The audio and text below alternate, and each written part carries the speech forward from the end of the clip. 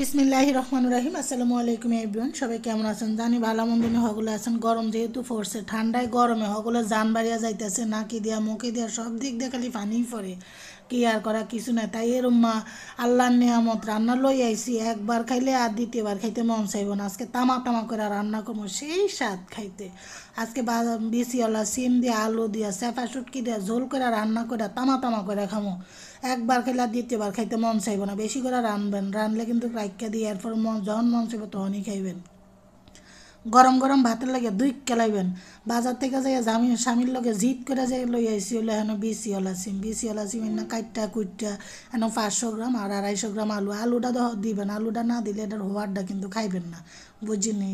একটা আলু হইলেও দিয়েন আর কি। তো এটা ভালো করে তামা তামা করে ধুইয়া এখন কিন্তু এই যে দেখেন দিয়ে এখন নিচে 7-8টি হলো চেপা শুটকি, এটা বাস পাতা চেপা শুটকি। তবে কিন্তু তামা তামা খাইতে হইলে কিন্তু চেপা শুটকি দিয়ে রান্না করতে হবে। দুইটা আর পেঁয়াজ দিছি মোটা মোটা করে খাইতে। আপনার ছেলে রৌনও দিতে নারেন। চুলা কিন্তু প্যারাং ফ্যান বসাই দিয়া এনে দিয়ে দিচ্ছি স্বাদ অনুযায়ী লবণ, 1 চামচ লাল মরিচের গুঁড়া, 1 চামচ হলুদের গুঁড়া, দিয়ে দিচ্ছি 1 চামচ এনে রোন বাটা। আপনারা চাইলে আস্তা রৌনও দিতে নারেন।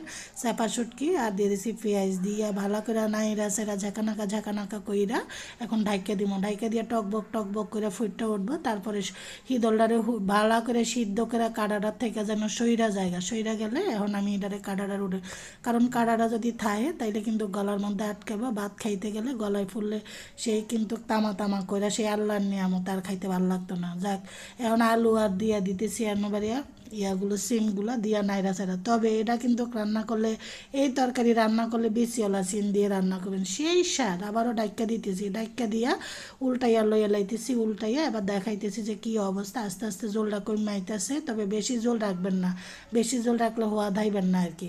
তো কিন্তু সিদ্ধ হয় না, আমি তো বাদ দইরা বইয়া রয়েছি। কোন সময় বা আমার ফ্যাটের ভিতরে তো ইন্দুর টিন্দুর দৌড়াদৌড়ি করতেছে, কী আর করবো। তারপর দিয়ে দিছি কাঁচামরিচ, এরম ঝাল দিমো নাকের পানি মুখের পানি ফোনের পানি সব বাড়িয়ে যাইব গা, এরকম ঝাল দিয়ে রান্না করবো। ঠান্ডা যেন দৌড়াইয়া কুল না পায়, এই আর কি।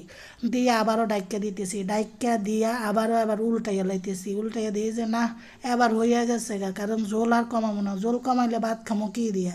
আমার এটি সিদ্ধ হয়ে গেছে, আমার কথার ঘিনে সব সিদ্ধ হইয়া গেছে গা। সিদ্ধ হইয়া যাওয়ার পরে দিয়া দিতেছি এক আটি দিছি হলো এখানে ধনিয়া পাতা, মন খুলা প্রাণ খুলা ধনিয়া পাতা। তবে এই তরকারির মধ্যে ধনিয়া পাতা না দিলে কিন্তু টেস্টিং লাগবে না, সেই আল্লাহর নিয়ামত।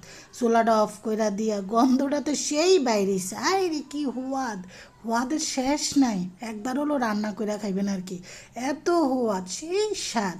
ভাত তো বাইরে বইয়া রয়েছি, তাড়াতাড়িও এবার ডাইকা দিছি, ডাইকা দিয়া 5 মিনিট ডাইকা চলাইছি ডারে বাড়ির মধ্যে বাইরা বুইরা লইতেছি। আপনারাও এভাবে খাইবেন, এত হোয়াদ হইছে, আল্লাহর নেয়ামত। একবার হলো বাইরা বুইরা এরকম রান্না বান্না করে খাইবেন, আশা করি